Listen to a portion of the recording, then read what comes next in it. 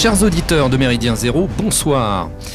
Alors, ce soir, à la barre de cette émission, Gérard Vaudan, accompagné de l'inénarrable Eugène Crampon. Bonsoir Eugène. Bonsoir Gérard.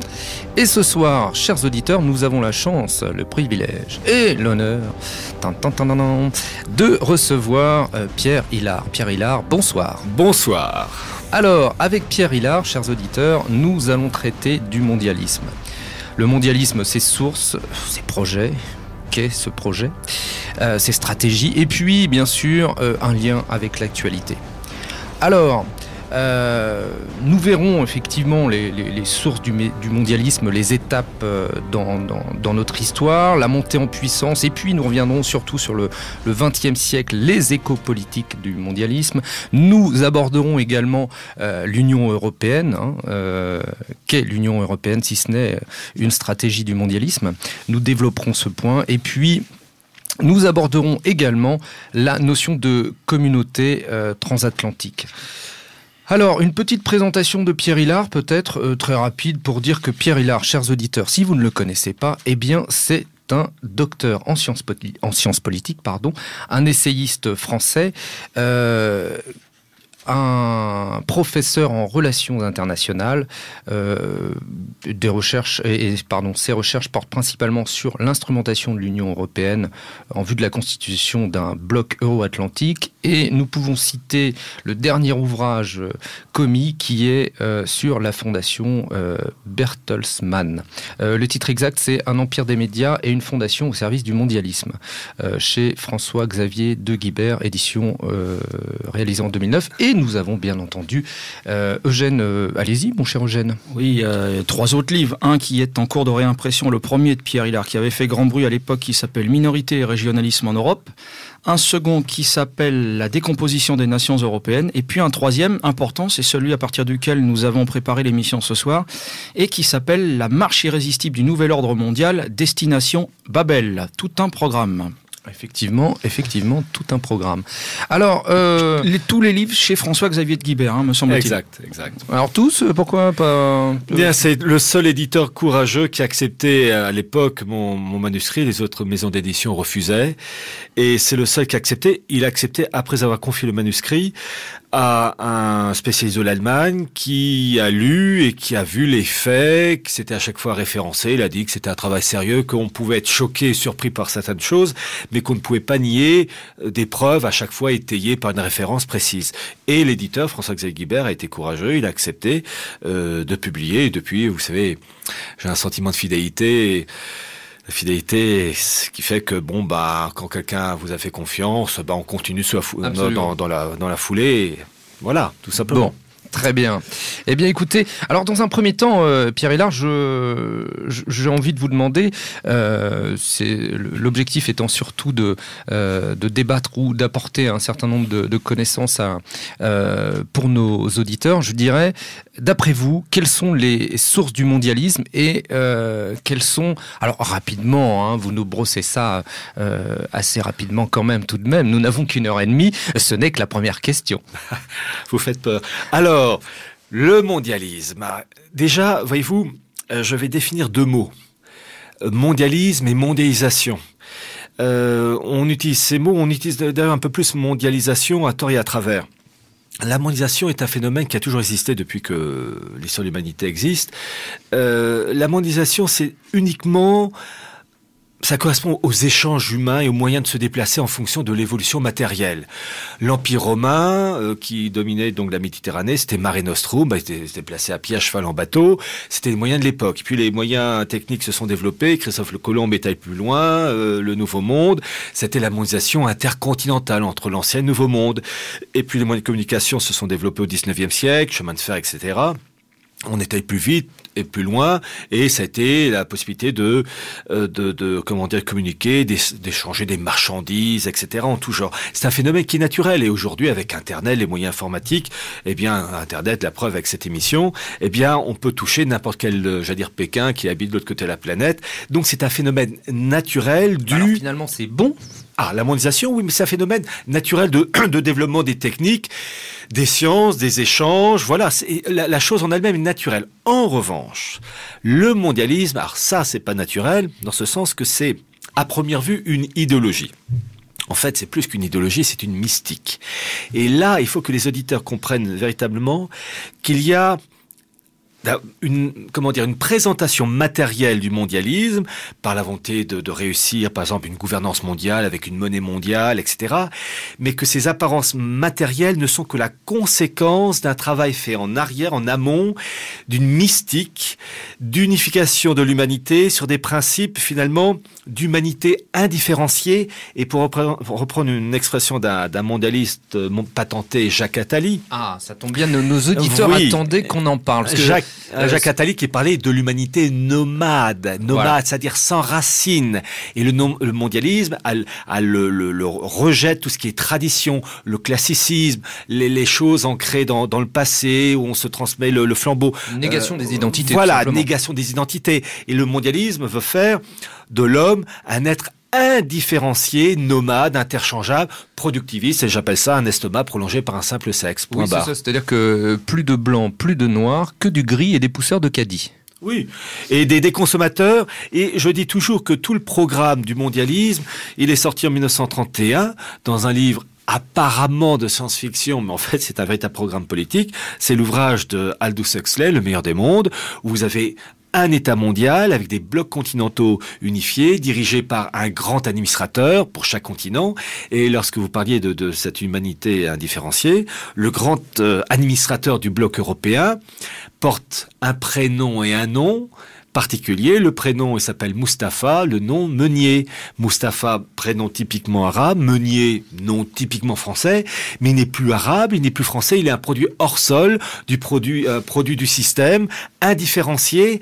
Et en 1931, cet ouvrage qui présentait donc un idéal d'État mondial avec une humanité subdivisée en 5 catégories entre les très intelligents, moyennement intelligents et puis ceux qui sont vraiment abétis en fonction de manipulation génétique. En 1931, ce livre était, oui, un bon livre de science-fiction, mais en fait, il devait être rangé dans le rayon sciences politiques. C'est un programme politique. Et si j'ai le temps, je parlerai de Aldous Huxley, de ses origines et de son frère, Julian Huxley.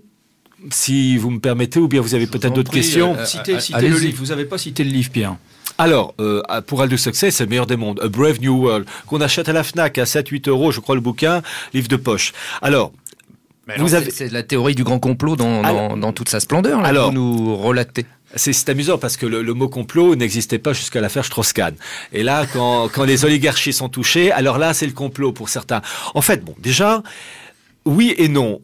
Oui, d'abord, le complot, ça existe. Le mot existe, les choses existent. L'assassinat de Kennedy, il y a un complot. On devine qu'il y a certaines choses qui ont joué en sa défaveur, mais on n'arrive pas à préciser de manière nette, précise, carrée, les commanditaires. Bon, il y a eu un complot. Le complot, ça existe. Mais dans le cas actuel du nouvel ordre mondial, du mondialisme, il y a un complot, oui, mais un complot qui laisse quand même pas mal de traces, de documents, de rapports. Il suffit de consulter soit le site de la Commission européenne, soit aller à l'UNESCO, soit lire les rapports du Parlement européen. Vous savez, mais est-ce que vous diriez que c'est une conspiration à ciel ouvert ? Ah, c'est l'expression de Richard de Coudenhove-Kalergi, reprise, en fait, qu'il a reprise auprès de H.G. Wells, l'Open Conspiracy. Oui. Les preuves sont devant nous. Simplement, il faut être curieux. Et j'ajoute que derrière ces preuves, il y a une conspiration. Il y a vraiment une élite, une super élite qui est derrière tout ça. Simplement, déjà, rien que les preuves suffisent à montrer qu'il y a une volonté d'aboutir à un monde différencié, unifié. Juste un exemple pour nos auditeurs, un exemple de preuve. Alors dites-nous. L'embarras du choix. Bon. Alors écoutez, je vais commencer avec Huxley, le fameux Aldous Huxley, auteur du bouquin, donc, Le meilleur des mondes, sorti en 1931. Son origine sociale. Il appartenait à la haute bourgeoisie anglo-saxonne, qui était pour un État mondial, pour l'eugénisme, la sélection de l'être humain. Mais c'est horrible! Ce sont les faits. Et je vais peu à peu, vous allez voir, développer le truc. Et vous allez voir que des mots qu'on entend, on ne connaît pas les ancêtres. Aldous Huxley, donc, eugéniste, partisan de l'État mondial, etc. Aldous Huxley avait un frère qui s'appelait Julian Huxley, qui lui aussi, comme son frangin, avait la même mentalité, bon, État mondial, eugénisme, etc. Eh bien, c'est ce Julian Huxley qui a créé qui est devenu en 1946, ou 47, je ne sais plus la date exacte, le premier président de l'UNESCO. Et tout le monde connaît l'UNESCO en faveur de l'éducation, de la culture. Mais oui, parce que l'éducation, il faut formater les esprits d'une certaine manière. Et évidemment, il faut formater d'une certaine manière en présentant des documents, des rapports qui vont canaliser dans le bon sens, enfin dans le bon sens à eux. Comme par hasard, le premier président de l'UNESCO, c'est Julian Huxley. Truc archi officiel. Je continue. On parle, vous savez, de cet institut qui s'appelle le WWF, archi connu, le World Wide Fund for Nature, enfin la protection de la nature. Le logo est un petit panda. Voilà. Les petits pandas, ils sont mignons, panda, les petits mais pandas. c'est sympa. Et protection de la nature, toute personne censée, pour la protection de la nature, contre la pollution, de l'eau pure, un air respirable, la chose en elle-même est normale. Bon. Qui est le fondateur du WWF? Eh bien, c'est le cousin Huxley, non? C'est toujours le Julian Huxley. Lui. Le même. Personne ne le connaît. Et en fait, la création de cet institut, il a un site internet, WWF, il suffit d'aller sur j'allais dire, cliquer sur Histoire, on a tout l'historique avec le fondateur, Julian Huxley, pour vous dire, comme c'est pas un complot, il suffit de lire. Site officiel. Eh bien, le Julian Huxley, pourquoi il a créé cet institut? Dans le but New Age, vous savez, de divinisation de la nature, c'est-à-dire faire de la nature, on appelle ça Gaïa, la mère nature qu'on voit dans le film. Et juste au moment où je parle du film, normalement le nom vous échappe à ce moment-là. Hein. On a, vous savez, tous les personnages en bleu. Il est sorti il y a un an. Avatar, voilà. Un point pour Gérard Vaudin. Bravo. Eh ben, Avatar, c'est l'exemple type d'une tribu qui a pour Dieu un arbre, qui est lié à la nature. C'est cet idéal de divinisation de la nature. C'est typiquement New Age mondialiste. Et je continue. Donc c'est Julian Huxley. On peut quand même, excusez-moi, je vous coupe, mais on peut quand même diviniser la nature sans être mondialiste. Ah bah, chez eux, si, parce que l'amour de la nature, moi j'aime la nature, mon rêve c'est de créer une forêt, pour vous dire que, mais c'est pas pour autant que je vais faire d'un chêne planté, que j'ai déjà planté d'ailleurs quand j'avais 15 ans dans le jardin de mes parents, que je vais en faire un dieu. En fait, c'est une volonté d'inversion, faire disparaître les religions, et en particulier le catholicisme, et on parlera aussi de l'engagement des autorités politiques, des autorités religieuses romaines depuis Vatican II. Ouais. Je rappelle l'encyclique de Jean XXIII, donc on est dans les années 1960. Donc premier pape de Vatican II qui parle dans son encyclique Pacem in Terris d'un État mondial. Voilà. Alors il faut être franc, il ne cite pas État mondial, il n'écrit pas gouvernance mondiale, mais les phrases, les mots qu'il utilise vont dans ce sens-là. Et très rapidement pour le fameux Julian Huxley, donc premier président de l'UNESCO, fondateur du WWF qui divinise la nature, qui a été le premier président du WWF, eh bien le mari de la reine des Pays-Bas de l'époque, à l'époque il s'appelait la reine Juliana, son mari s'appelait le prince Bernhard, et qui a été aussi le premier président du Bilderberg, autre institut mondialiste. Donc on retrouve toujours les cousins, les copains, des liens soit familiaux, soit des liens professionnels.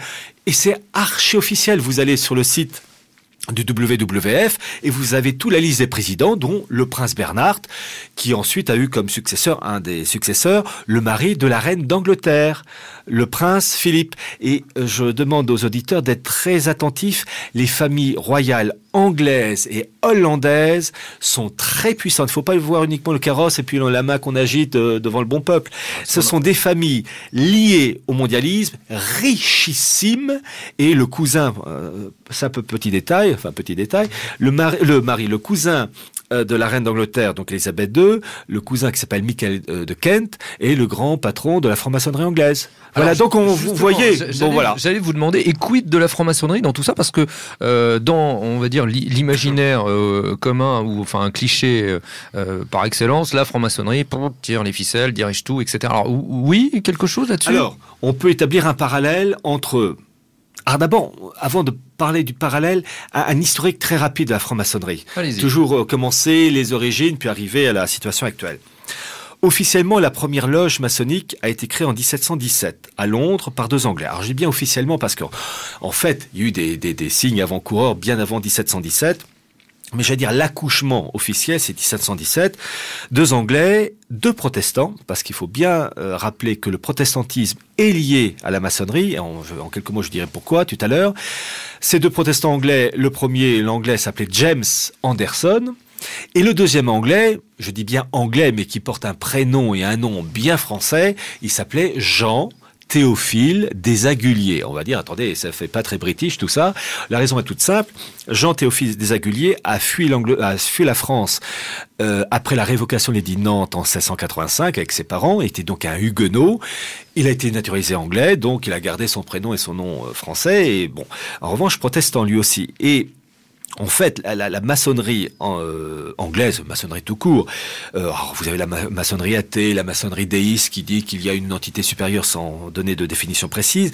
En fait, le cœur même de l'idéologie maçonnique, repose sur 3 points. Alors, je vais citer les 2 premiers mots qui font des mots sérieux, mais je vais expliquer. Le premier, c'est ce qu'on appelle le nominalisme. En philosophie, qu'est-ce que ça veut dire? Ça veut dire que chacun a sa vérité. Tu as ta vérité, j'ai ma vérité. D'ailleurs, quand on discute souvent, les gens disent, écoute, je respecte ta vérité, tu as ta vérité, moi j'ai la mienne. Chacun a sa vérité, et c'est une vérité évolutive. C'est-à-dire que ce qu'on pense aujourd'hui sera changé dans 6 mois, 1 an, 2 ans. Alors que dans la morale catholique, il est dit qu'il y a des vérités éternelles qui ne bouge pas. Bon, voilà, c'est un fait. Deuxième point de l'idéologie maçonnique, c'est le naturalisme. C'est-à-dire que, d'ailleurs c'est en opposition complète avec le catholicisme. Le catholicisme dit qu'il y a un homme qui est né, Jésus de Nazareth, qui est le Messie, le Fils de Dieu, etc., qui est mort sur la croix, ressuscité, etc. Bon, et il faut y croire. C'est une vérité absolue religieuse, c'est la révélation.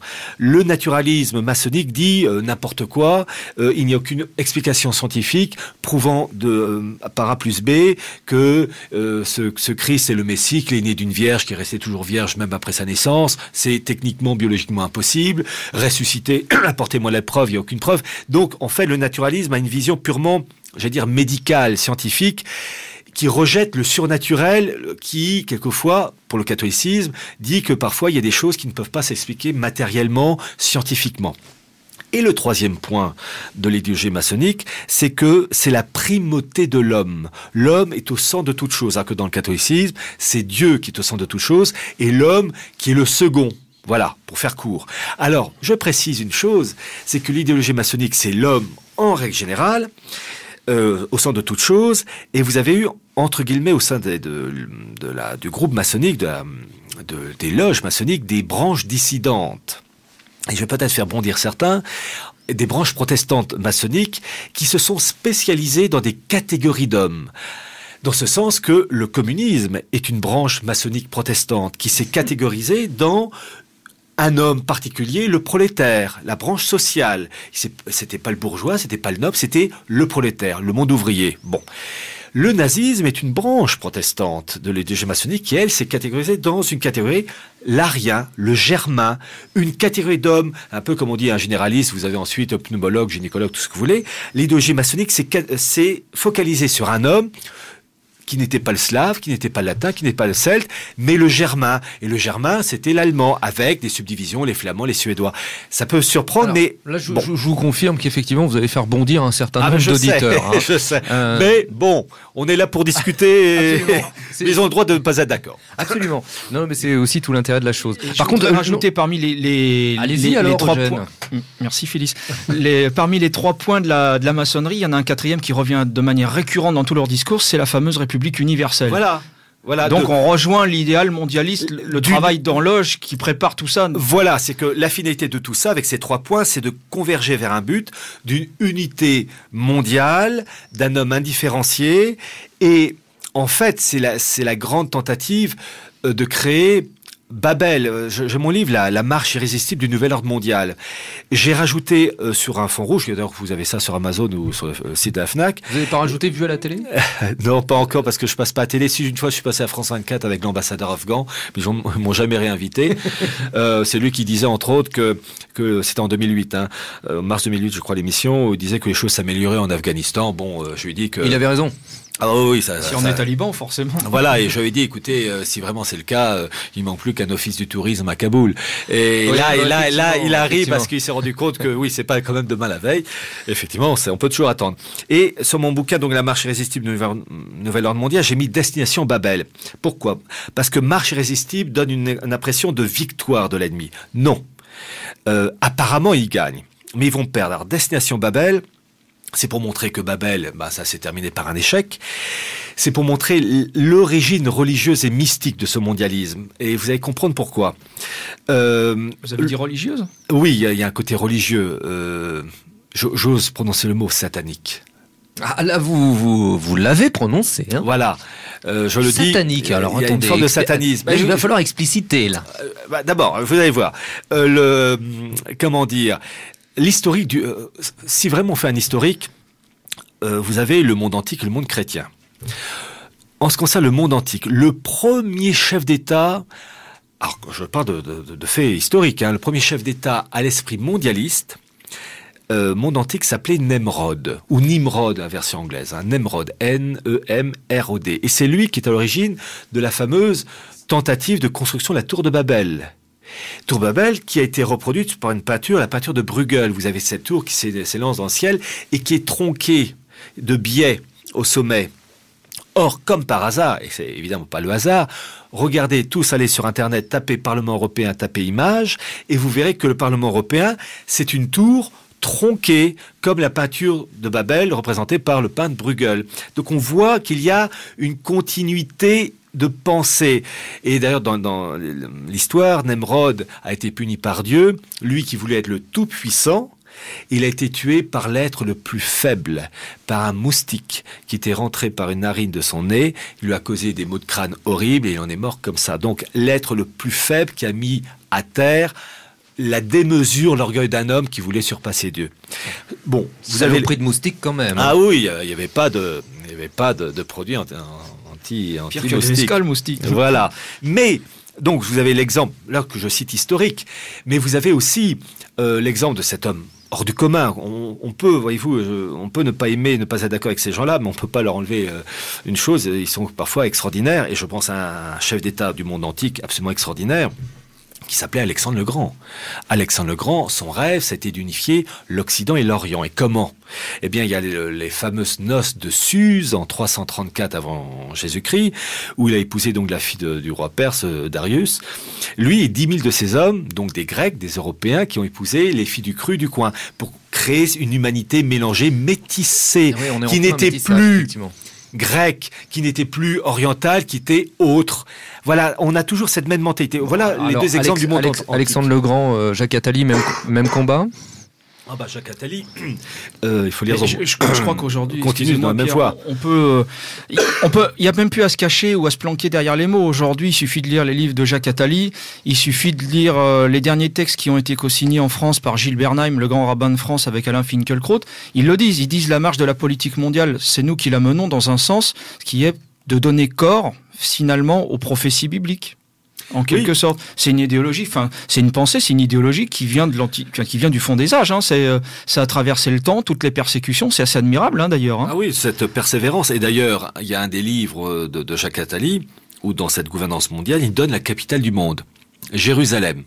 On a envie de dire. Pourquoi Jérusalem ? Pourquoi pas Helsinki, Bamako Et le dimanche à Bamako, voilà, c'est le jour du mariage. Absolument, très bon. Voilà. Eugène. Merci Eugène.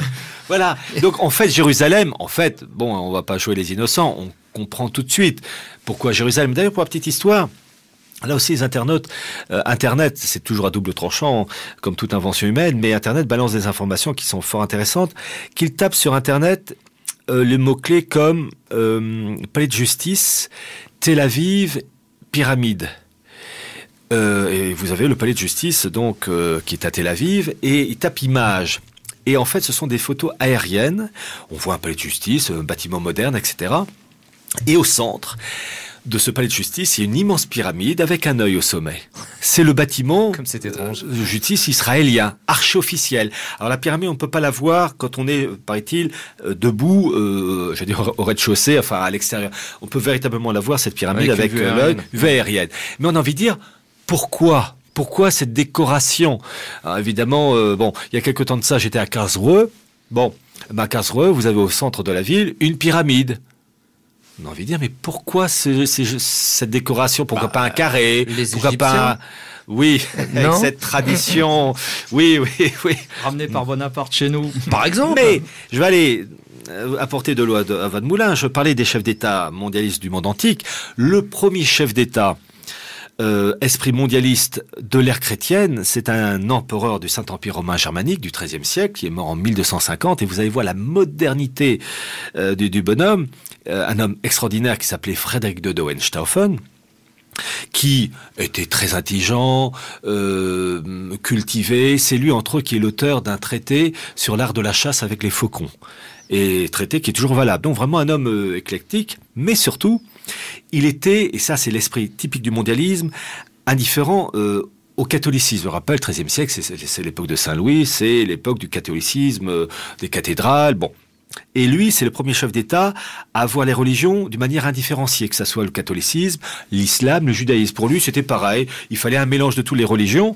Et ça allait très loin, puisque il s'est fait excommunier par l'Église. Il a fait venir des immigrés, en fait, des soldats musulmans avec leurs familles, regroupement familial. Je croyais que en Giscard, Italie, en oui, mais en fait, en Italie du Sud, dans un petit patelin qui s'appelait Lucera, il leur a construit une mosquée. Donc vous voyez, avec les moyens techniques de l'époque, la mondialisation de l'époque qui faisait que les moyens de déplacement étaient lents, à cheval, etc., ce que vous voulez, mais déjà, il avait cette volonté de mélanger en terre chrétienne, une mosquée avec des populations musulmanes, chose absolument incroyable à l'époque, mais il était moderne par rapport à notre époque, où alors là, il serait gâté. Là, oui. Enfin, là, vous venez quand même de briser deux grands mythes, hein. Pierre Hillard, Alexandre le Grand et Hohenstaufen.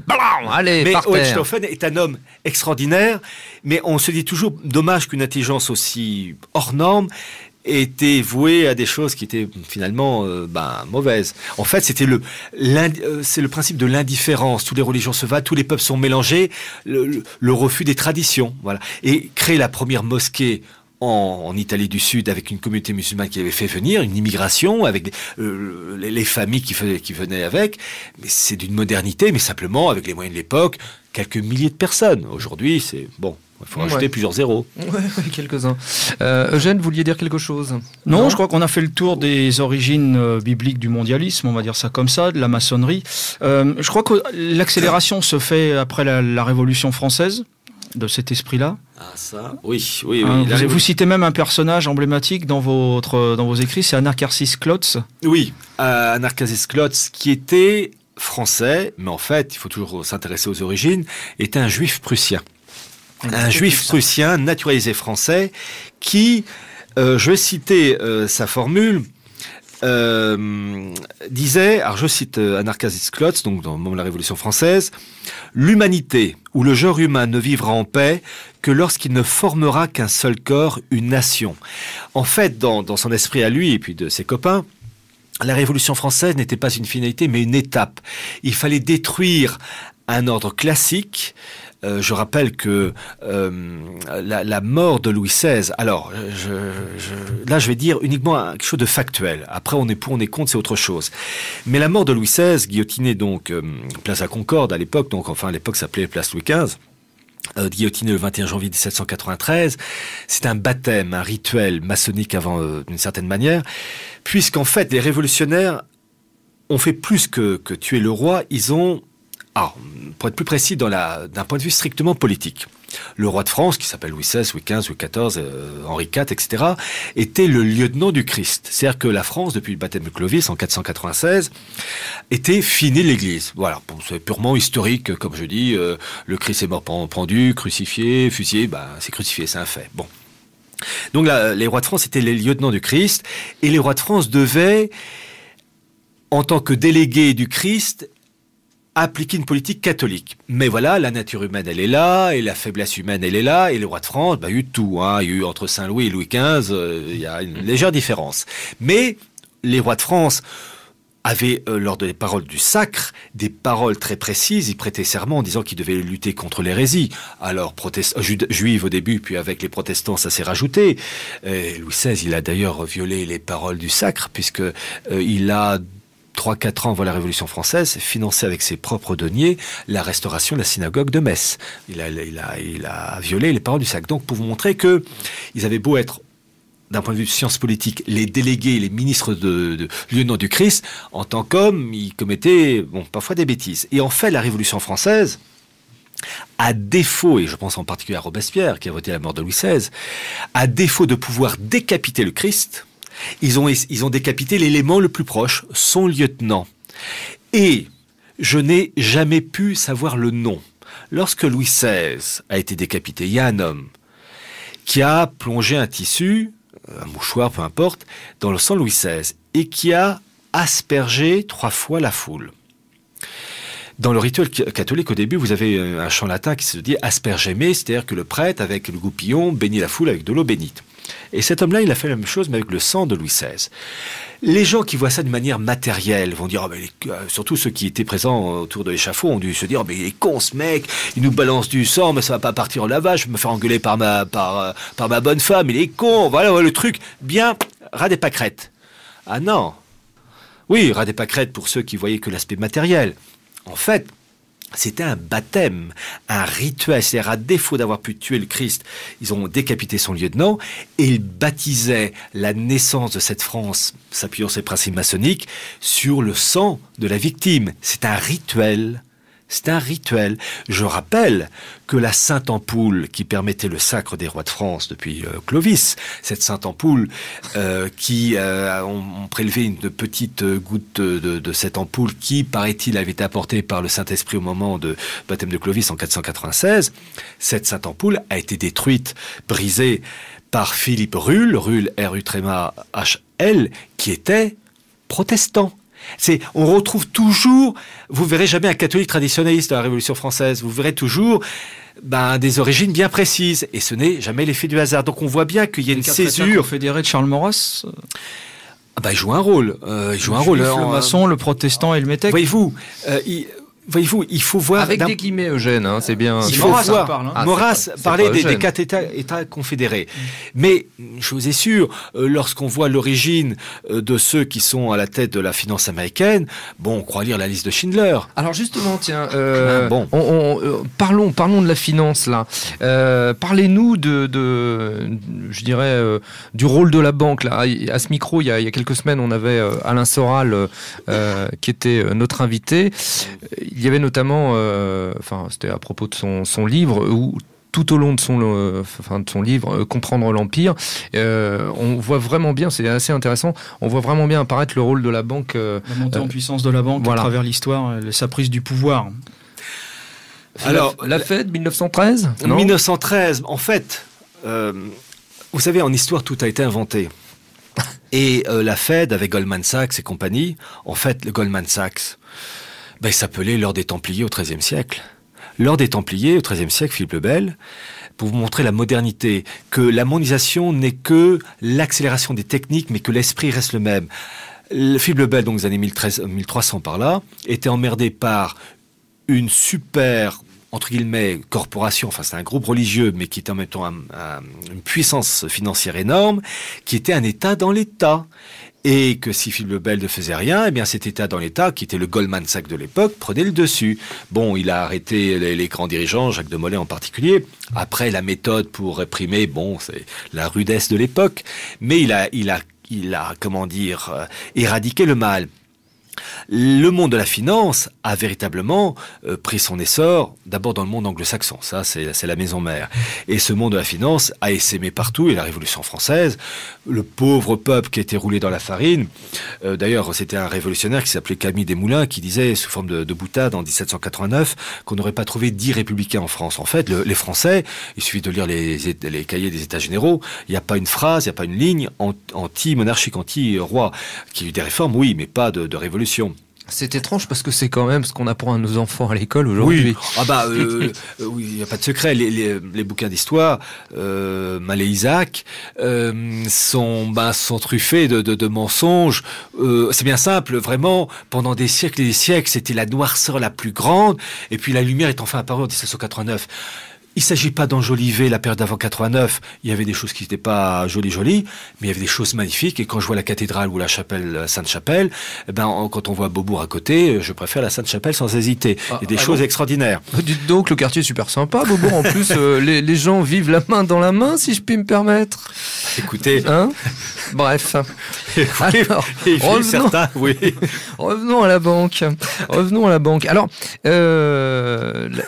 pour actualiser quelque peu, la banque et les deux plus grosses boucheries européennes que sont la Première et la Deuxième Guerre mondiale. Une analyse, un mot là-dessus ? Alors, je disais tout à l'heure que, en fait, l'origine du mal est quand même anglo-saxon, associé aussi à une élite juive. On peut pas se voler là. Entre guillemets. Il s'appelait pas Dupont-Durand, il s'appelait Rothschild. Donc, je dis tout de suite, l'antisémitisme est une faute morale, mais moi, je suis personnellement catholique, donc on doit être respectueux des personnes, peu importe leurs origines, mais on peut quand même constater leurs défauts et ne pas être d'accord avec l'action d'un tel ou un tel. Donc, il faut pas se voiler la face. Ils sont pas corses, ceux qui agissent. Donc, les Rothschild, le monde de la finance juive associé à une élite commerciale britannique, ils ont mené le bal. Et pour les Premières et Deuxième Guerres mondiales, en fait, il faut lire les ouvrages anglo-saxons ou allemands, mais anglo-saxons en particulier, parce que vous savez, là où se trouve le poison, se trouve le remède, très souvent.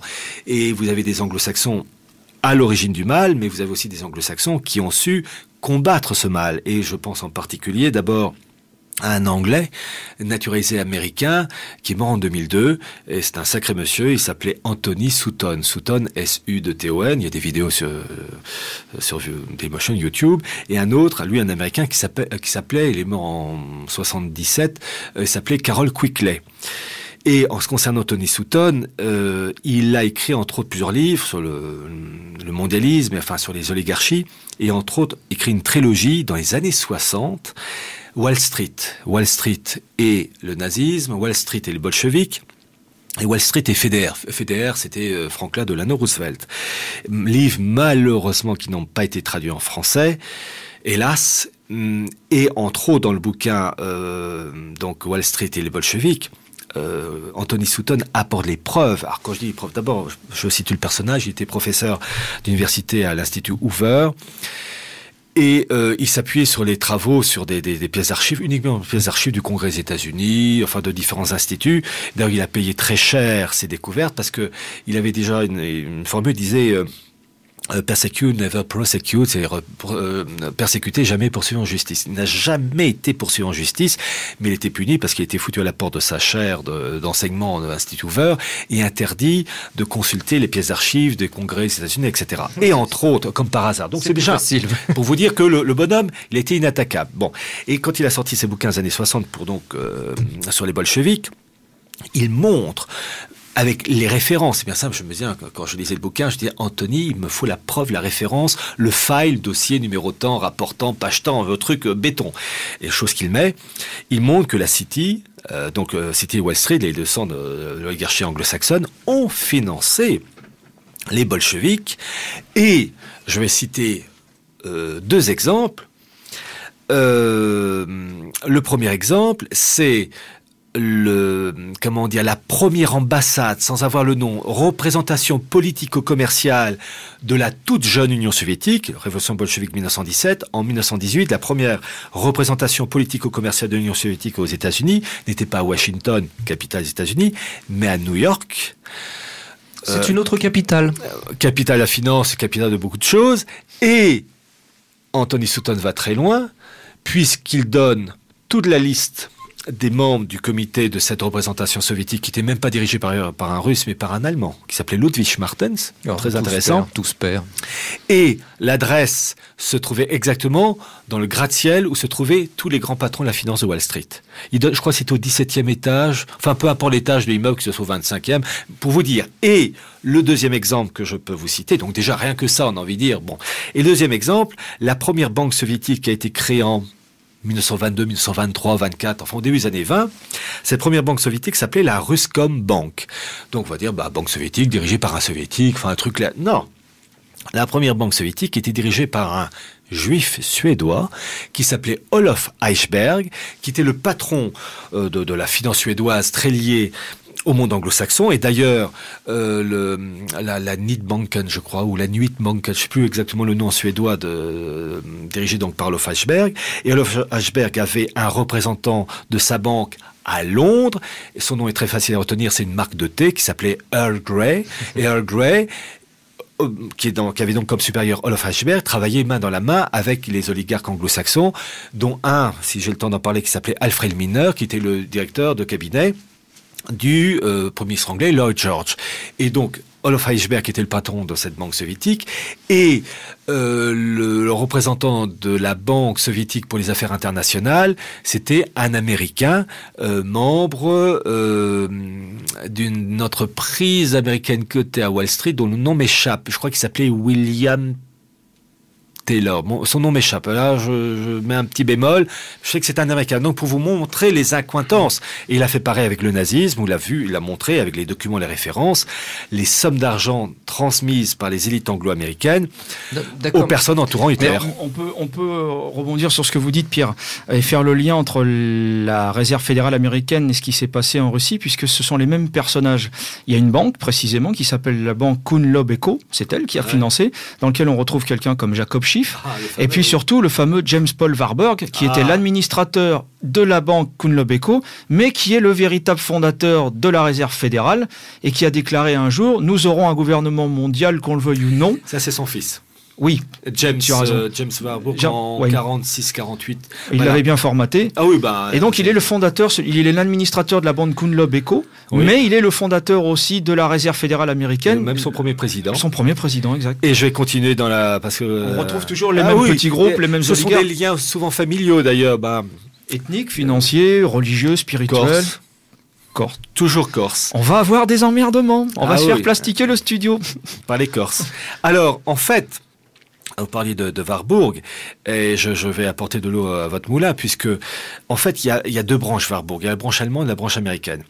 Vous aviez Max Warburg, patron de la banque allemande, le siège à Hambourg, et son frère, naturalisé américain, Paul Warburg, qui en 1913 est devenu le premier patron de la Fed, qui, je rappelle, est responsable de l'émission monétaire, enfin du dollar, et qui est une banque indépendante de la Maison-Blanche, que le président des États-Unis soit républicain, démocrate, blanc, noir, jaune. Capital. Là, je demande à nos auditeurs vraiment de comprendre ce qu'est en train de dire Pierre. C'est le secret de la politique mondiale. Voilà, parce que vous savez, je vais vous dire une chose. Il y a deux choses dans l'histoire de l'humanité. L'argent et le cul. Vous enlevez ça, il n'y a plus rien.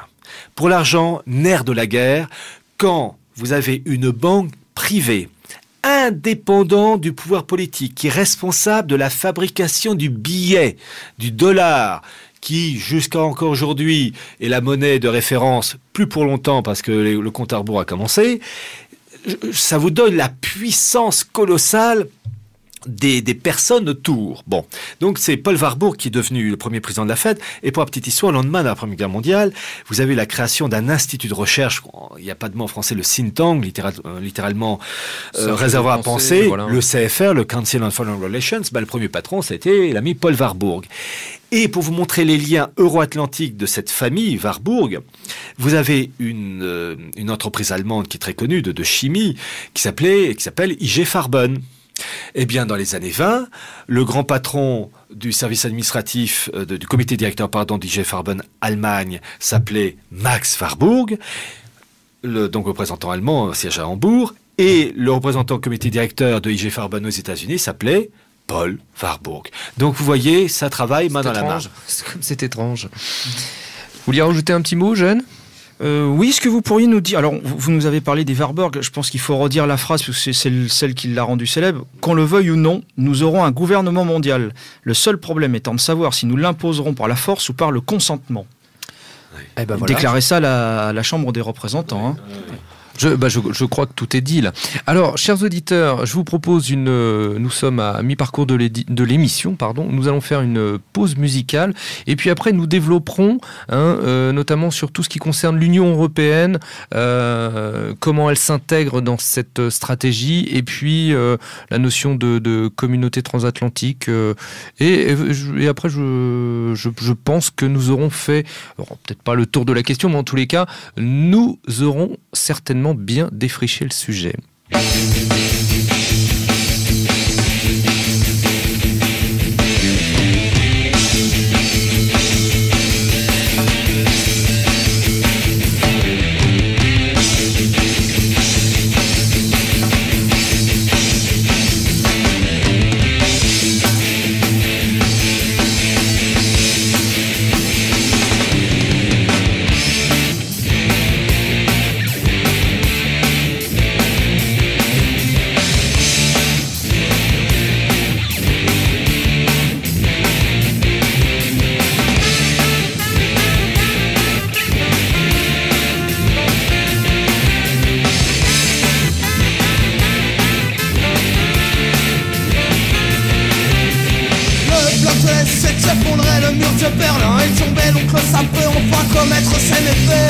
L'opinion publique est contrôlée, les politiques qui s'enchaînent, l'esclavage moderne peut enfin se propager. La croissance est fixe, l'économie se porte bien, le chômage est en régression, on nous prend pour des cons. Le prosélyte c'est magnifique, comme moi ça remplit les cliniques, l'avortement c'est dépendant, pourquoi se faire chier pour des enfants? Multinationales exploitent les cavaliers, tiers-monde, elles achètent tout ce qui peut se vendre, Malthus doit se marrer dans sa tombe. Son capitalisme sauvage fait vraiment partout des ravages, les fonds de pension américains gagnent peu à peu du terrain. Bientôt un consortium unique détiendra tous les monopoles, Bobby seront cotés à Wall Street pour les enfants, les stock options. Le monde ne sera plus qu'un marché, tu finiras par saturer, une bonne grosse guerre viendra sauver le capitalisme en danger.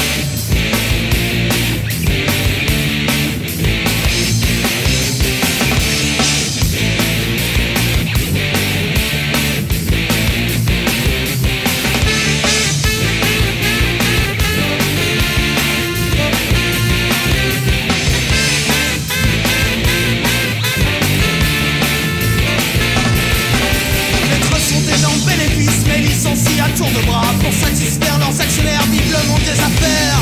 Et pour quelques dollars de plus, ils détruisent notre écosystème pour rendre le monde plus libre, pour rendre le monde plus blême. Mais la machine se grippera, oui ce système se brisera. Mais soyez assurés que tout recommencera. Mais soyez aussi assurés que lorsque ce jour arrivera, nous serons enfin prêts, enfin nous serons là. Les grandes multinationales exploitent les gamins du tiers-monde, elles achètent tout ce qui peut se vendre, Malthus doit se marrer dans sa tombe. Capitalisme sauvage fait vraiment partout des ravages, les fonds de pension américains gagnent peu à peu du terrain. Bientôt un consortium unique détiendra tous les monopoles, Bobby seront cotés à Wall Street pour les enfants, les stock options. Le monde ne sera plus qu'un marché qui finira par saturer, une bonne grosse guerre viendra sauver le capitalisme en danger. Bientôt un consortium unique détiendra tous les monopoles, Bobby seront cotés à Wall Street pour les enfants, les stock options.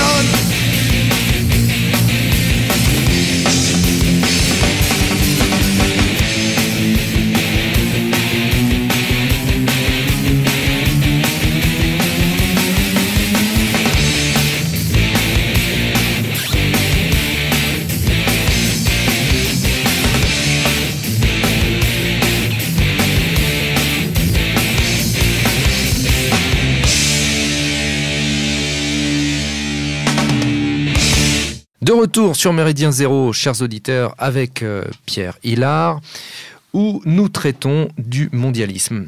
Alors, avant la pause, chers auditeurs, je vous parlais de l'Union européenne. L'Union européenne... Alors, une question, Pierre. L'Union européenne est-elle la stratégie du mondialisme, ou en tous les cas, sa révélation, sa transcription dans le réel? J'ai envie de dire, est-ce que dès le départ, les dés n'étaient pas pipés? J'entends par là... non, pensez-vous, Jean Monnet, création de la CE, etc. Bon, est-ce qu'on n'était pas déjà, d'entrée de jeu, c'est là pour ça? En fait, la volonté de mettre en place une Europe unifiée, c'est déjà dans l'entre-deux-guerres, dans les années 20. Déjà, avec un personnage qui s'appelait Richard de Coudenhove-Kalergi, qui est le fondateur de la Pan-Europe. Pan-Europe, qui là aussi est un institut très puissant. Voyez-vous, dans les défenseurs de la cause nationale et des identités régionales, et je me range de ce côté-là, je suis pour, étant breton d'origine, pour la défense des identités régionales. C'est plutôt pas mal, bien, hein. Pierre. Ah non, mais vous savez, mais vous venez de marquer un point là. Ah non, mais vous c'est nous pas avez descendu quelques mythes. Bon là, vous remontez un peu. Non, mais c'est en fait, moi je suis pour parce que moi je suis contre le côté jacobin destructeur. Pour la petite histoire, avant de continuer, la France de l'ancien régime, c'était province qui respectait les diversités. la France de la Révolution, c'est la mise en place des départements. Mais ce qu'on ne sait pas, c'est que ces idéologues... Ah bah si, je vais lire ce truc-là, parce que ces idéologues ça vous tient à cœur, merdeux, révolutionnaires, qui voyaient l'être humain de manière purement, vous savez, froide. En fait, les départements, à l'origine, la France était couverte de carrés, un véritable damier comme un jeu de dames ou jeu d'échecs.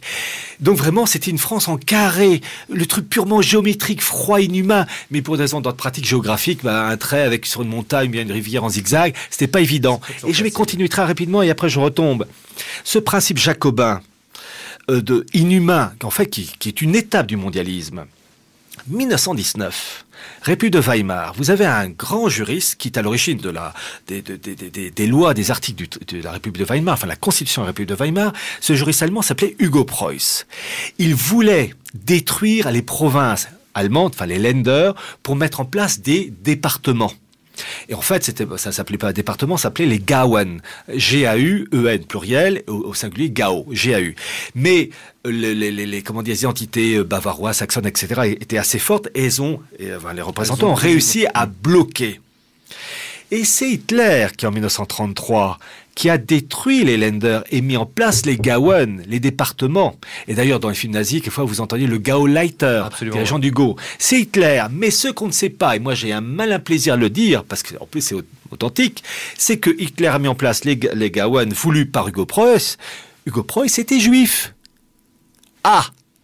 Et oui, le malin, Adolphe. Et oui, et donc c'est amusant de voir l'organisation administrative de l'Allemagne nazie qui en fait s'inspirait directement du principe jacobin, qui aurait dû en fait voir le jour en Allemagne grâce à un juriste suisse, Hugo Preuss. Bon, je fais une parenthèse. Bon, alors revenons à notre question. Donc, l'Europe, déjà cette volonté de créer une Europe unie, la pan-Europe. Très rapidement, la pan-Europe, ça va continuer avec ce que je disais tout à l'heure, a été créé en 1922. Objectif, créer une Europe unifiée contre la guerre. En fait, c'était dans un but d'insérer l'Europe unifiée dans un État mondial. Son fondateur, Richard Coudenhove-Kalergi, financé par qui? Par les Warburg, Max Warburg en particulier.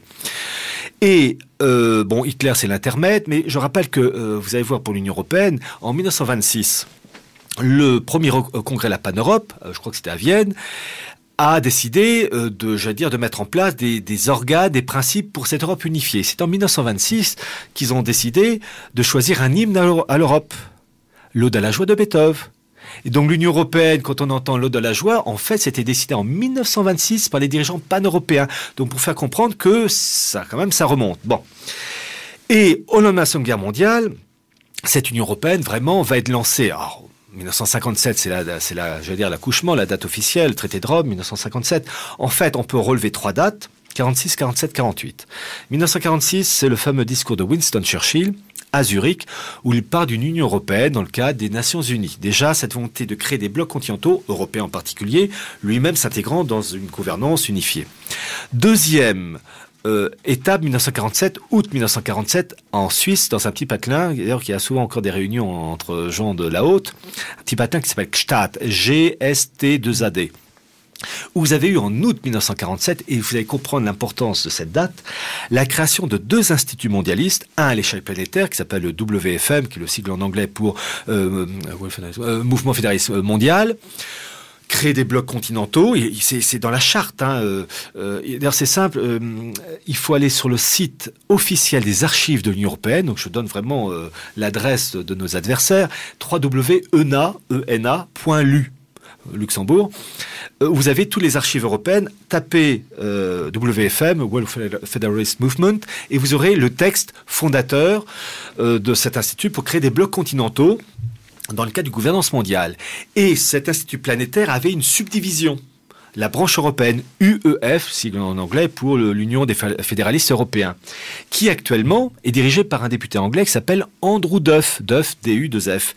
Eh bien, c'est lui qui, en liaison avec un député autrichien, Johann Voggenhuber, et en liaison avec la Fondation Bertelsmann, qui est à l'origine de la relance du projet de Constitution européenne, Giscard, après l'échec de 2003-2004, enfin 2005 avec le référendum, qui est à l'origine de la relance du projet de Constitution européenne, donc avec le traité de Lisbonne. Donc vous voyez, comme cet événement de 1947, cet institut UEF a permis en 2005, 2006, 2007 de relancer le projet de Constitution européenne. Donc les événements actuels ont une longue origine. Et le troisième troisième date, 1948, mai 48, avec le fameux congrès de La Haye, qui est vraiment l'acte fondateur de la relance de la construction européenne, présidé par Winston Churchill. Et en fait, d'ailleurs pour la petite histoire, je citais Richard Coudenhove-Kalergi, la Pan-Europe. En 51 ou 52, Coudenhove a écrit un bouquin intitulé « J'ai choisi l'Europe » et il a eu une personne qui lui a écrit la préface de son bouquin, c'était Winston Churchill. Donc vous voyez, on retombe toujours les mêmes copains. Et je vais continuer puisque ce congrès La Haye de mai 1948, en fait, n'a pas été organisé par Churchill. Il n'a fait que poser ses fesses, d'une certaine manière. Grosse fesse avec son cigare et son whisky. En fait, celui qui a vraiment organisé tout ça, c'était le secrétaire général, qui était Joseph Ratzinger. À ne pas confondre avec Ratzinger, qui est le pape. Joseph Ratzinger. Et Joseph Ratzinger travaillait main dans la main avec le CFR américain et son homologue britannique Chatham House. Et c'est lui qui va être, Joseph Ratzinger, donc à l'origine de ce congrès de La Haye, mais c'est lui qui est à l'origine avec Rockefeller de la création en 1954 du Bilderberg. Donc vous voyez, à chaque fois... des Pays-Bas dont vous nous parliez voilà, tout à l'heure. donc à chaque fois, on retombe sur nos pattes. C'est un immense puzzle et chaque pièce s'emboîte. Il n'y a pas de complot, c'est archi-officiel, mais il faut être curieux. Vous pouvez nous dire juste un petit mot pour nos auditeurs qui éventuellement ne connaîtraient pas le Bilderberg? Au Bilderberg, ça a été créé donc en 1954 par Joseph Ratzinger et Rockefeller. David Rockefeller, qui est toujours vivant d'ailleurs, qui a 96 ans, il est 96 ans, il est 1915. Et en fait, l'objectif, c'est de réunir la crème de la crème politique, économique, journalistique, pour faire avancer la cause mondialiste. Et c'est intéressant de voir que donc chaque année il y a une réunion, évidemment dans un pays européen, mais ou en Amérique du Nord, mais c'est toujours avec une protection policière extraordinaire. Aucune référence journalistique. C'est bien simple, vous avez une réunion de Bilderberg en 2003 à Versailles. Versailles était verrouillé par les flics, les militaires, tout ce que vous voulez. Il n'y a pas eu un mot dans la presse. Et pourtant, il y avait tout le gratin politico-économique des grandes puissances réunies. Pas un serait cru mercredi soir devant le dîner du siècle. Voilà, mais là encore, parce que là c'est planétaire. Et enfin, le dernier dîner du siècle, il y avait de la présence policière quand même. Oui, quand même. Mais sauf si la vidéo a été enlevée, mais sur Dailymotion YouTube, pour les internautes, vous tapez Bilderberg 2000 Bruxelles, et c'est le seul document officiel puisque c'est le journal télévisé belge RTL Belgique, donc la Christine O'Krent ou la Anne Sinclair du coin, qui présente le journal télévisé belge et qui parle de la réunion de Bilderberg qui a lieu en Belgique du côté de Bruxelles. Et ensuite il y a le reportage qui dure 3 minutes. Et il y a la vidéo, on voit filmer de l'extérieur, entre autres l'ami Dominique Strauss-Kahn. Voilà. Donc en fait, c'est le seul document officiel émanant d'un journal télévisé lambda, mais au moins ça montre que ça existe quand même. Je pense qu'il a des chances de louper la prochaine séance, l'ami DSK. Ah bon? Ah bon? Oui, peut-être, c'est vrai. Oui, c'est vrai. En attendant, il n'a jamais eu le temps de remettre son pantalon. Pour retomber sur nos jambes avec le groupe Bilderberg, il faut savoir que le nouveau président de la Commission européenne, Van Rompuy, a été choisi lors d'une réunion de Bilderberg. Oui. Vous y étiez, mon cher Eugène? Il faut lire les livres d'Emmanuel Ratier, mon camarade. Ou bien... Toujours très bien renseigné. Ou les livres de Pierre Hillard, bien sûr. Alors ça, je ne l'avais pas écrit parce que mes livres sont sortis avant, mais la réunion a eu lieu... c'est un site internet pro-européen. En plus, la référence c'est un site pro-européen qui s'appelle, en anglophone, s'appelle EU Observer. C'était en octobre-novembre 2009. Il y a le patron Bilderberg actuel qui s'appelle Étienne Davignon, qui est accompagné d'Henry Kissinger. J'ai envie de dire que je comprends pas, mais c'est l'Europe, il a rien à faire, c'est américain, Henry Kissinger. Bon, bref. Eh bien si, ça va de soi. Et ils ont fait passer un oral, comme un concours, à un certain Herman Van Rompuy, et l'oral s'est bien passé, il a été retenu. Voilà, donc pour montrer que ce sont ces gens-là qui décident, à titre petite information, un élément révélateur, quand il y a une réunion de Bilderberg, tous les participants portent tous un badge, avec leur nom, etc., puis voire même leur qualification, sauf 2. Le premier, David Rockefeller, le fondateur, c'est pas la peine d'avoir un badge.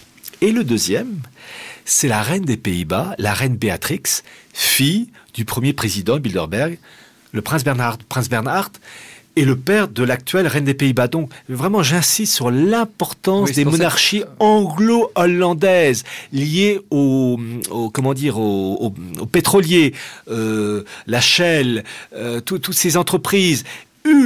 La reine des Pays-Bas est richissime. La reine d'Angleterre est richissime. Donc vraiment, il faut pas voir uniquement le carrosse et la main qu'on agite. C'est autre chose. D'accord. Quelle différence entre le Bilderberg et la trilatérale ? Alors Bilderberg, c'est quand même à l'échelle planétaire. Trilatéral, comme son nom l'indique. Ils ont un site internet d'ailleurs. Et j'aurai une petite anecdote ensuite à raconter. Trilatéral, c'est l'Amérique du Nord. Alors je précise Amérique du Nord, États-Unis, Mexique et Canada. Europe, deuxième pôle, et troisième pôle, le monde asiatique et le Japon. Mais en fait, et c'est tout récent, vous avez deux nouveaux participants pour le bloc asiatique, la Chine et l'Inde. Et c'est sur le site officiel de la trilatérale. Et vous me parliez tout à l'heure du bloc euro-atlantique qui se met gentiment en place. En théorie, sur le site de la Commission européenne, parce que tous les textes sont sur le site de la Commission européenne, en théorie c'est pour 2015, avec toujours les possibilités de décalage. Un des meneurs en faveur de ce groupe, de ce bloc euro-atlantique, c'est un Français, membre de la trilatérale Europe, qui s'appelle Hervé de Carmoy. Carmoy, c'est C-A-R-M-O-Y.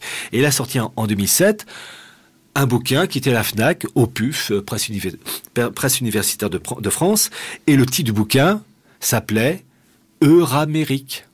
Tout simplement. Tout simplement, rien que le titre suffit. Voilà. Pour vous dire que le truc archi-officiel, le bouquin à la FNAC, Hervé de Carmoy, Mon trilatéral, Euramérique, voilà. Pour vous dire qu'il se cache pas. Qui en a parlé ? Je crois que je suis le seul à en avoir parlé. Voilà. Ouais, c'est.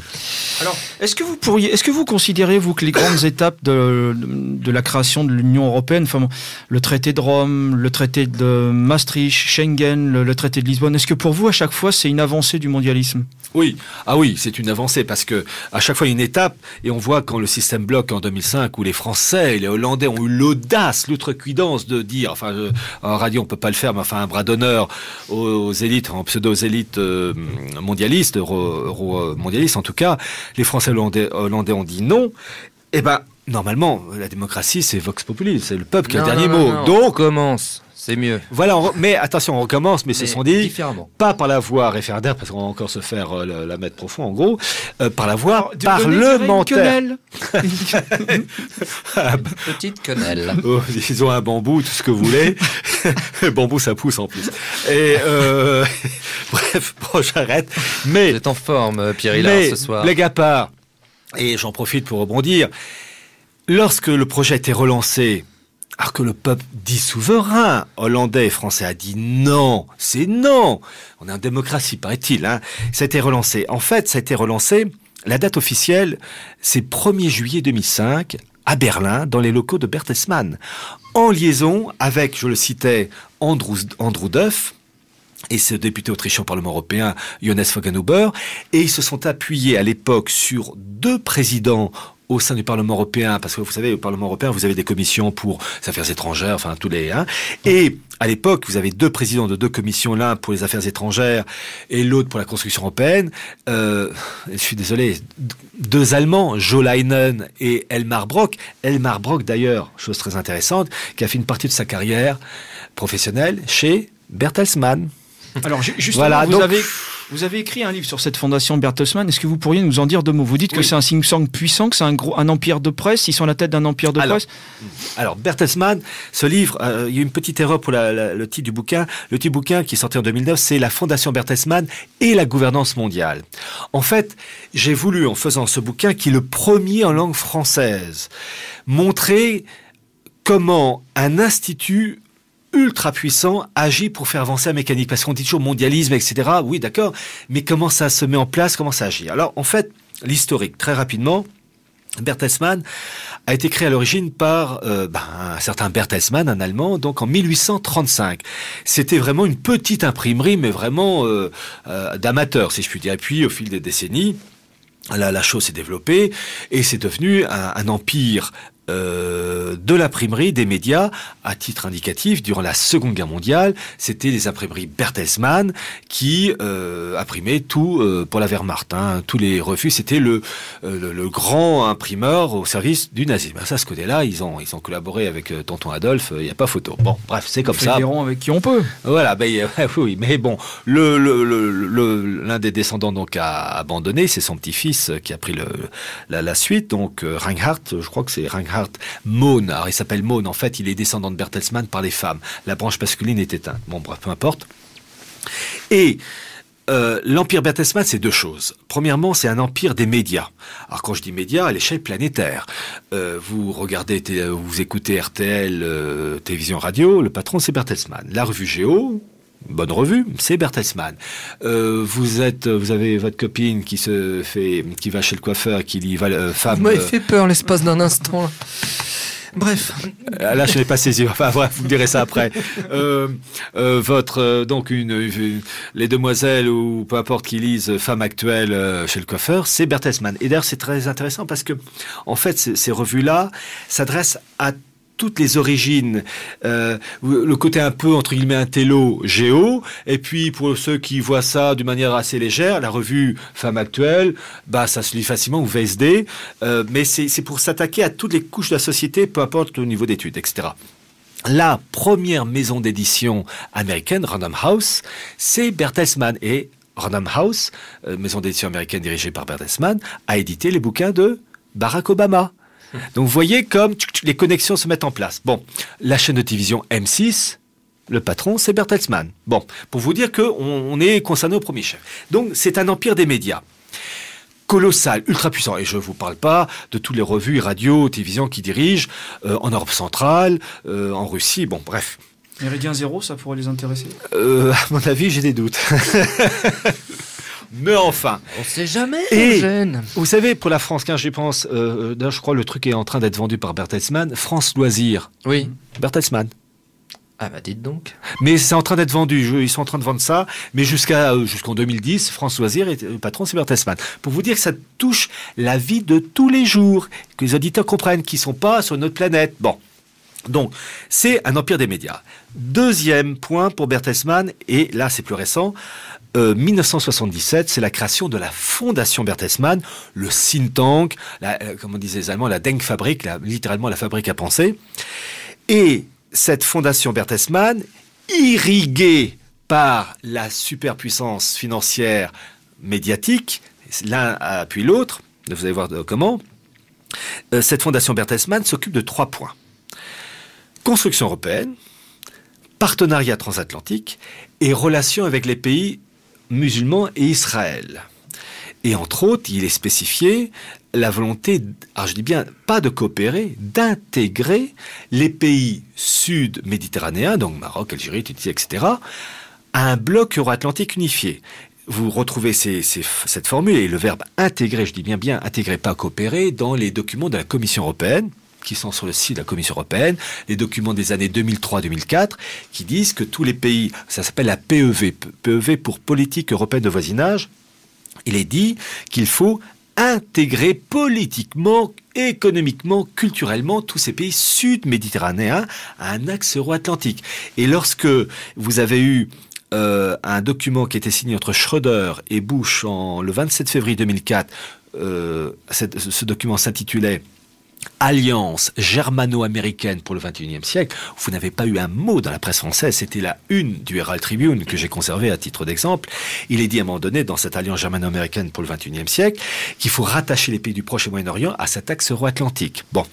Et la Fondation Bertelsmann s'active à rattacher donc tous ces pays sud-méditerranéens à cet axe euro-atlantique. Mais, alors, ça se fait pour les pays musulmans dans le cadre de ce qu'on appelle les discussions de Kronberg. Mais il y a Israël. Et vous avez au sein de la Fondation Bertelsmann une branche qui s'appelle le dialogue germano-juif qui dit, et je cite des textes officiels, qu'il faut créer 3 piliers du judaïsme. Il y a une communauté juive nord-américaine, un pilier, une communauté juive en Europe, 2e pilier, Israël représente le 3e pilier. Et que ces 3 piliers doivent constituer cette immense architecture euro-américano orientale, proche-orientale, donc en un seul bloc politique-économique, et ils disent, mais le problème, c'est que vous avez les musulmans qui ne rentrent pas dans cette philosophie mondialiste en raison de l'islam, qui est pour eux rétrograde. Alors, donc là, il faut changer l'islam. Vous êtes quand même en train de nous dire là que l'islam serait un rempart au mondialisme ? Alors, je suis... Ça interpelle, je dirais. Je pense, oui, mais je vais essayer de vous satisfaire avec mes explications. Voyez-vous, je suis catholique convaincu. Jamais je vais me convertir à l'islam, ça sûrement pas. Je suis catholique convaincu. Il n'empêche, je constate que il y a encore dans les sociétés musulmanes des valeurs classiques dans la vie de tous les jours. Et le meilleur exemple, d'ailleurs je le cite souvent lors de conférences, le meilleur exemple que je puisse citer, aller organiser une Gay Pride dans un pays musulman. Il y en a qui ont essayé. Ça n'a pas duré, ça a été vite. Bon, c'est impossible. Pourquoi ? Parce qu'il y a dans les sociétés musulmanes une vision encore classique du couple, un homme, une femme, et voire même ça va encore très loin puisque la femme doit être vierge. C'est vraiment, ça rigole pas. Il y a quand même des valeurs classiques qui animent les structures de ces sociétés marocaines, égyptiennes, etc. Un homme, plusieurs femmes, c'est pas classique ça pour nous. Il y a quand même, vous avez aussi différentes branches de la polygamie dans certains pays. La polygamie qui est interdite au Maroc. Vous avez tous les cas de figure. Mais vous avez quand même des respects de certaines valeurs classiques. Loin de moi, je ne veux pas défendre ça, mais je reconnais un fait. Comme un truc tout bête, l'usure dans un pays musulman, c'est impossible. Je reconnais que l'Église catholique disait la même chose. L'Église catholique a toujours condamné l'usure. Et l'usure a toujours été prônée par qui ? Par deux branches, le protestantisme et le judaïsme. Vous pensez bien que la mentalité musulmane, entre autres, avec le refus de l'usure, ça ne colle pas à l'esprit mondialiste mercantile. C'est évident, là. Donc il faut détruire cette manière de penser pour rendre, entre guillemets, cet islam, j'allais dire, moderne à leur sauce à eux. Un Vatican II pour les musulmans. C'est ce que j'appelle un Vatican II musulman, parce que Bertelsmann le dit dans leurs travaux, il faut modifier l'islam pour le rendre moderne. Je résume sans trahir leur pensée. Et en fait, la formation, en gros, ce sont les militaires américains qui ont lâché le morceau. Et j'en parle avec les cartes qui vont, donc la marche irrésistible du nouvel ordre mondial, où vous avez une revue militaire américaine qui s'appelle AFG, qui a sorti donc cette revue en juin 2006, qui présente deux cartes. Une carte représentant le Proche-Orient frontière actuelle, et puis une deuxième carte aux frontières modifiées en fonction de critères ethniques et religieux. Alors vous avez l'Arabie Saoudite qui éclate, l'Irak qui éclate, la Turquie, etc., avec un Kurdistan irakien, turc, syrien et iranien unifié. Le Kurdistan, c'est là où se trouve l'eau et le pétrole. Avec ça, bon. Et il y a un article qui accompagne ces deux cartes. Déjà le titre, Frontières de sang, c'est déjà révélateur. Et il lâche le morceau, ce militaire américain, il s'appelle Ralph Peters. Ralph Peters qui évidemment ne fait que reprendre des travaux d'une longue tradition, et entre autres la tradition de cet islamologue juif anglais naturalisé américain qui s'appelle Bernard Lewis, qui est très âgé là dans les 90 balais, qui est le conseiller de Brzezinski lui-même, conseiller du président Obama, membre qui de la trilatérale. Oui, alors, ils sont membres de tout, sauf des bonnes choses. Multicarte. Voilà, et Boyman Grove et compagnie, enfin bref. Et Bernard Lewis, qui déjà dans les années 70, avec son copain Brzezinski, avait concocté des modifications de frontières au Proche-Orient et puis tout l'Est de l'Afrique. Et ces modifications ont été même présentées dans la revue Time.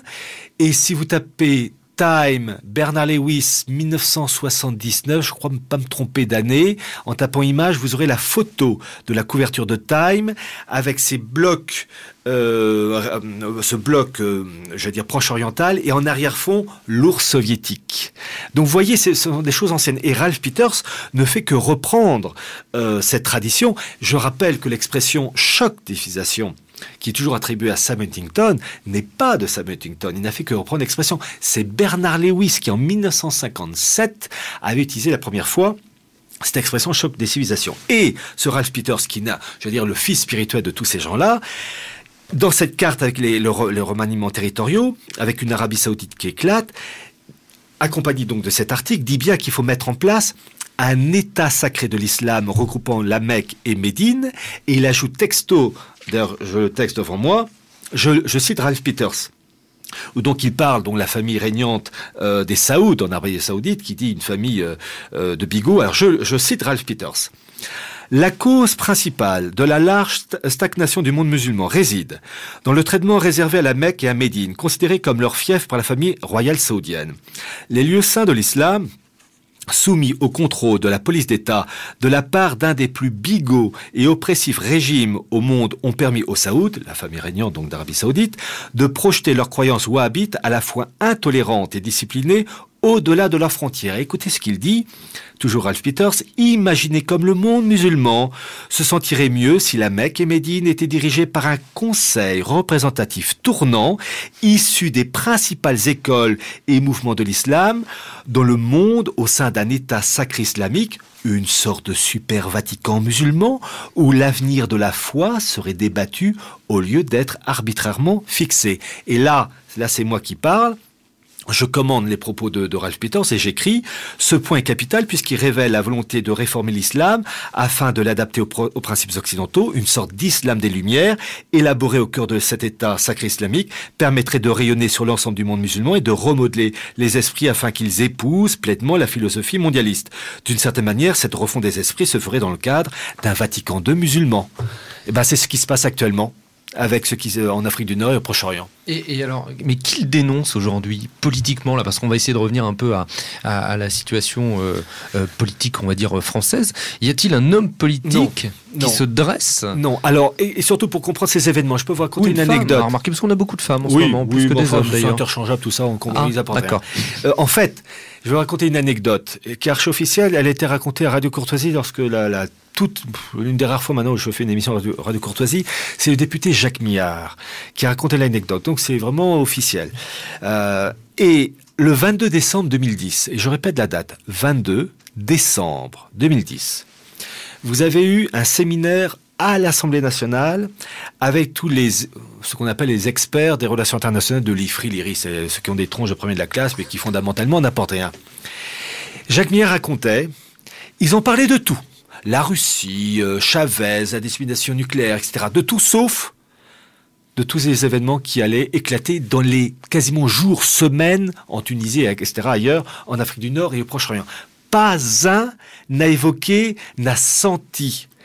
Et donc la vague de fond. Et en fait, quand je lui ai parlé, j'ai dit que c'était normal, que premièrement, ils n'apportaient jamais rien, ces gens-là, qu'on s'emmerdait royalement, mais que deuxièmement, je sais pourquoi ils n'ont pas apporté ces choses-là, parce que ces gens-là ont une vision matérialiste des choses.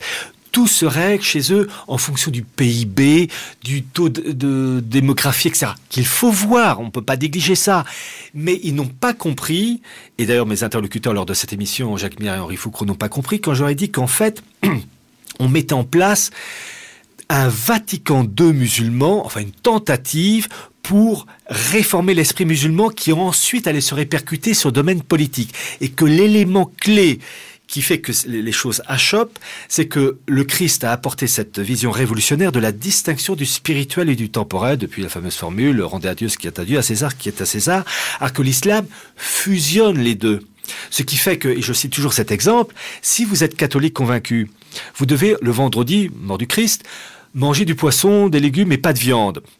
Si vous commettez une faute en mangeant la viande, eh bien vous allez devoir vous confesser auprès de votre prêtre, enfin confesseur, point barre. Et il y a eu ce cas au Maroc, Rabat, Casablanca, peu importe le coin, il y a 2-3 ans, où vous avez, durant le ramadan, des Marocains qui ont violé les lois de l'islam en mangeant plein ramadan, en plein jour sur la place publique. Donc ils commettaient une faute spirituelle, mais ils ont été arrêtés par le pouvoir temporel, par la police, et condamnés par le tribunal marocain en fonction de l'article, je ne sais plus combien, du Code civil marocain. C'est normal, il y a une fusion des deux. En France, vous faites la viande un vendredi, jamais les flics, enfin les policiers iront vous arrêter et encore moins vous traduire en justice. C'est ça la distinction spirituelle temporelle.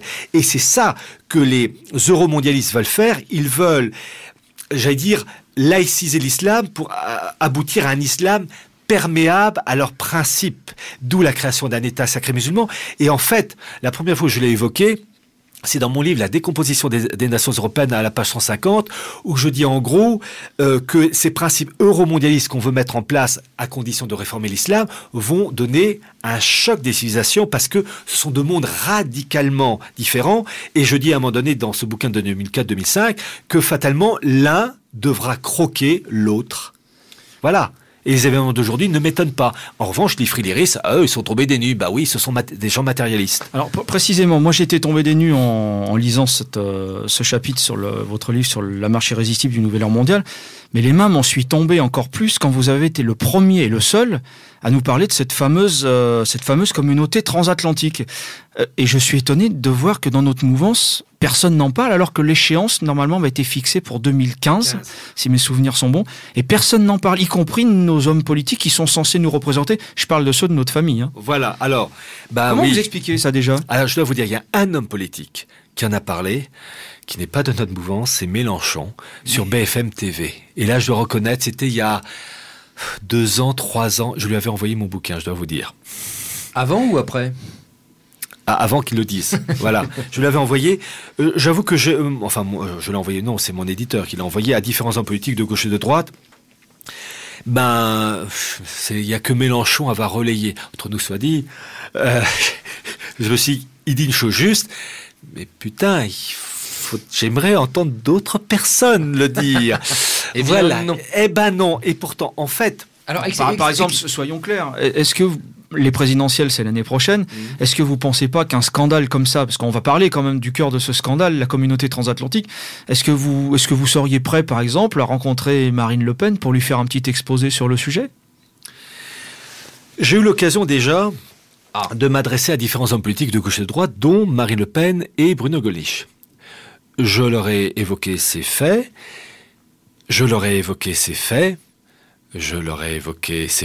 D'accord.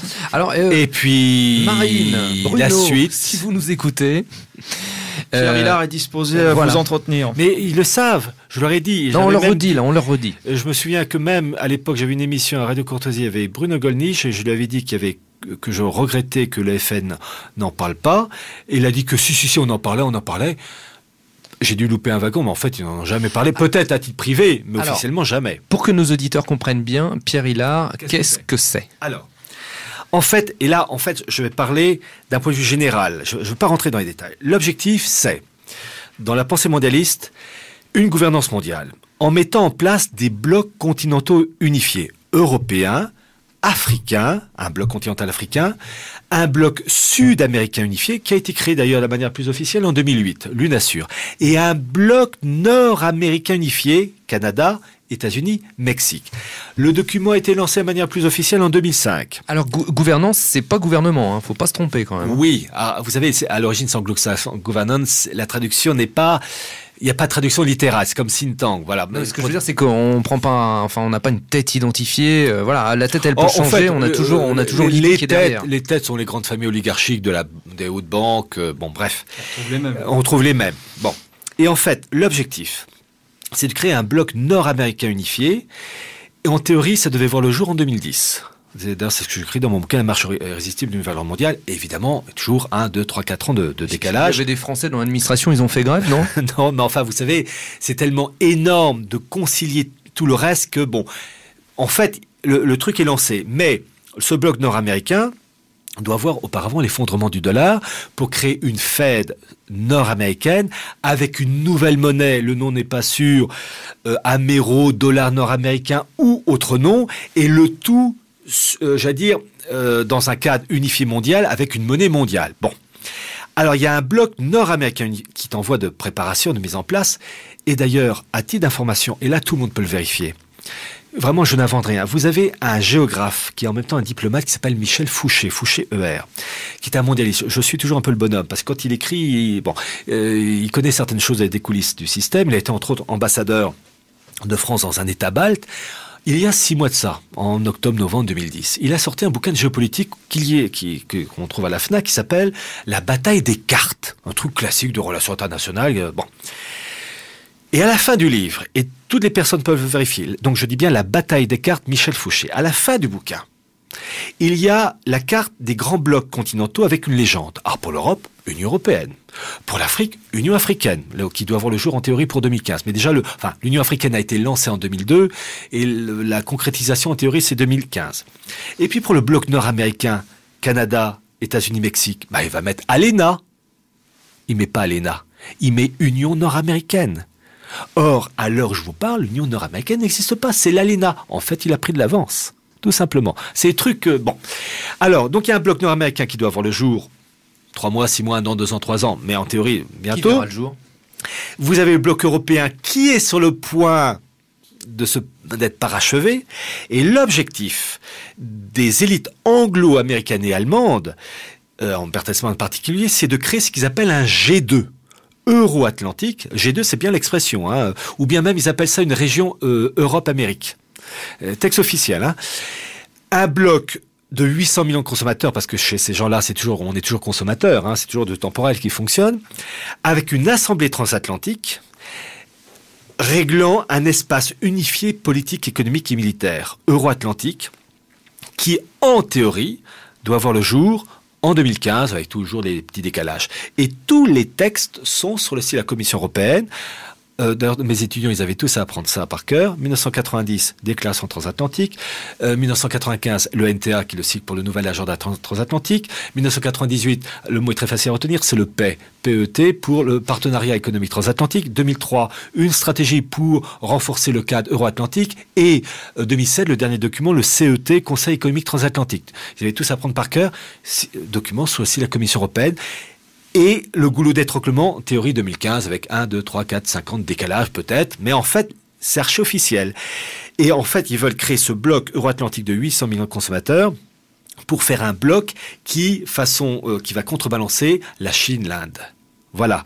En sachant que le monde asiatique fait partie du système, comme H.G. Wells, ou Orwell plutôt dans 1984, où vous avez Océania, Est-Asia, Eurasia, qui à la fois s'opposent, se tape dessus, mais pas trop pour ne pas tuer l'adversaire qui est utile. Donc en fait, c'est je t'aime, je te déteste, mais ne crève pas tout de suite.